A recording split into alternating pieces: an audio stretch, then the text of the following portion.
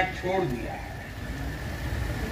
हम बड़े सपने देखते हैं और उन्हें पूरा करने के लिए दिन रात एक हैं। यही संकल्प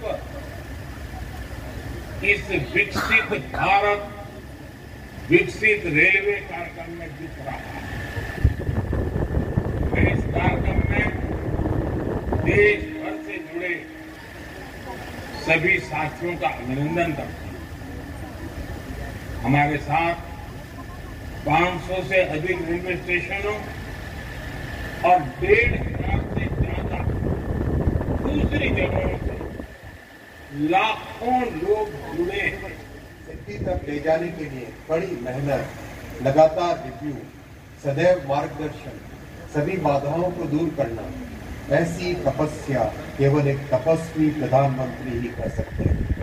ये हमारी जनरेशन का गौरव है कि ऐसे तपस्वी प्रधानमंत्री जी आज देश में रेलवे का कायाकल्प कर रहे हैं।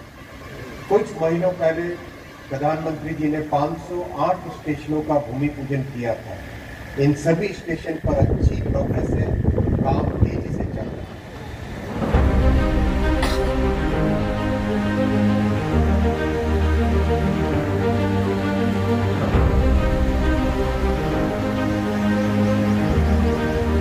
वंदे मातरम, वंदे मातरम, वंदे मातरम। लोणंदमध्ये गेले 2 वर्ष रेल्वेच्या विविध कामांचं या ठिकाणी सुरुवात होते। लोणंदच्या नागरिकांना कायम एक उत्सुकता होती की आमचं रेल्वे स्टेशन हे नूतनीकरण झालं पाहिजे, या रेल्वे स्टेशनमध्ये सुधारणा झाल्या पाहिजेत। त्यासाठी आमच्या प्रवासी संघटनेची कायम मागणी असायची। बैठका देखील रेल्वेच्या प्रशासनाबरोबर व्हायच्या। दरम्यानच्या काळामध्ये केंद्र सरकारने ही योजना आणली, अमृत भारत योजना, आणि त्याच्यामध्ये आपलं रेल्वे स्टेशन सिलेक्ट झालं। ही खरं तर आनंदाची आणि गौरवाची बाब आपल्या लोणंद नगरीतील नागरिकांसाठी आहे। केंद्र सरकार विविध योजना राबवतंय आणि त्या योजना सर्वसामान्यांपर्यंत पोहोचतायत। ही देखील एक आनंदाची आणि गौरवाची गोष्ट तुमच्या माझ्यासाठी आहे। निश्चितपणानं हे रेल्वे स्टेशन रेल्वेच्या अधिकाऱ्यांना मला सांगावं वाटतंय की तुम्ही आम्ही पाहिलं तर रेल्वेची स्टेशन शक्यतो शहराच्या बाहेर असतात। माझ्या माहितीप्रमाणे या ट्रॅकवरचं शहराला लागून असणारं नीरा असेल किंवा लोणंद असेल, जे शहराला लागून आणि शहराला अतिशय जवळ वॉकिंग डिस्टन्स आपण म्हणतो तशा पद्धतीचं रेल्वे स्टेशन आणि एसटी स्टँड आहे। त्यामुळे निश्चितपणानं या रेल्वे स्टेशनची जी आज आपण सुधारणा करतोय, याची डेव्हलपमेंट होते, ही निश्चितपणानं या रेल्वेच्या येणाऱ्या व्यवसायामध्ये वृद्धिंगत होणार याची खात्री या ठिकाणी मला आहे। तर आपल्याला अभिमान असावा। सर्व या लहान मुलं जिथं जमलेली आहेत त्यांना पण महत्त्व याचं समजलं पाहिजे की आज आपल्या गावाचं भारतामध्ये आपल्या गावाचं नाव येत आहे। तर अभिमानाने आपल्याला सांगता आलं पाहिजे की हे लोणंद जंक्शन जे आहे ते आमचं आहे आणि आम्ही इथले आहोत।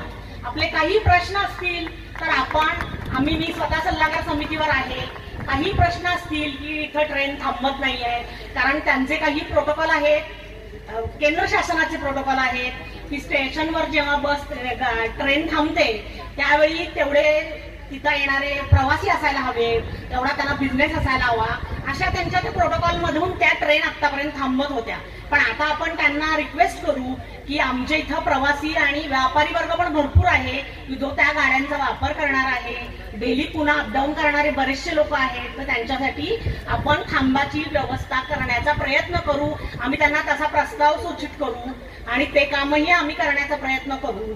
त्यामुळे जितके लोक त्या ट्रेनचा वापर करतील तेवढा आम्ही केलेल्या सूचनांचा सुद्धा अंमलबजावणी होईल। आणि आता एवढं सांगून मी 2 शब्द माझ्या शुभ हस्ते आज अमृत भारत स्टेशन योजनेअंतर्गत देशातील 554 रेल्वे स्थानकांचा पुनर्विकास होणार आहे। त्यामध्ये 1500 ओव्हरब्रिज याचंही काम होणार आहे। लोणंदच्या वतीने मी प्रथम नरेंद्रजी मोदी यांना धन्यवाद देते आणि रेल्वे स्टेशनचं जशी कामं चालू आहेत तशीच लोणंद शहरामध्ये कोट्यवधी रुपयांची विकास कामं ही चालू आहेत.